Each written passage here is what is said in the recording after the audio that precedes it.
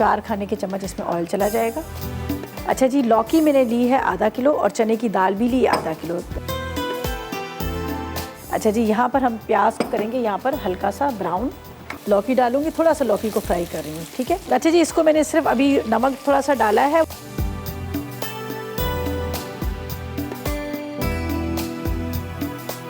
टमाटर और लौकी डाल दी जो देर से गलने वाली। ये डाल देगा सौंफ, कलौंजी, कसूरी मेथी, राई दाना, हल्दी डालेंगे, कुटी हुई लाल मिर्च, अच्छा हरी मिर्चें और अदरक चलेगी ये सारी दाल। तो हल्की आग पे रखना है ताकि ये ड्राई वाली दाल जो है रेडी हो जाए। प्याज ब्राउन किया, उसके अंदर हमने सारे मसाले डाले, टमाटर डाले, लौकी डाली और ये दाल और दाल डाल के ढक देंगे। आखिर में हम इसमें मक्खन वाला लगाएंगे तड़का। हल्की आग पे दाल जो है वो पक रही है, इसलिए कि लौकी भी आधी गल गई है, चने की दाल भी आधी।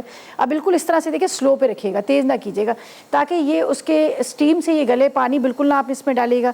अगर आपको मतलब जल्दी इसको पकाना है तो फिर आप क्या कीजिएगा, थोड़ी सी लौकी को और चने की दाल को गला के, लेकिन स्लो फ्लेम पे रखिएगा। पानी डालेंगे तो टेस्ट ही ख़त्म हो जाएगा। सी मज़ेदार सी दाल हमारी रेडी हो चुकी है, जिसको मैंने बिल्कुल बगैर पानी के, जिस तरह से मैंने कहा था खुश्क वाली हम बनाएंगे तो वो रेडी होगी। बस ये थोड़ा सा मैंने इसमें ऑयल डाला है, अदरक भी थोड़ी सी डाल दी है, लहसुन, ठीक है, ये सब चीज़ें डाल दीजिएगा। ये तड़का लग जाएगा दाल पर, ये रेडी हुई हमारी दाल।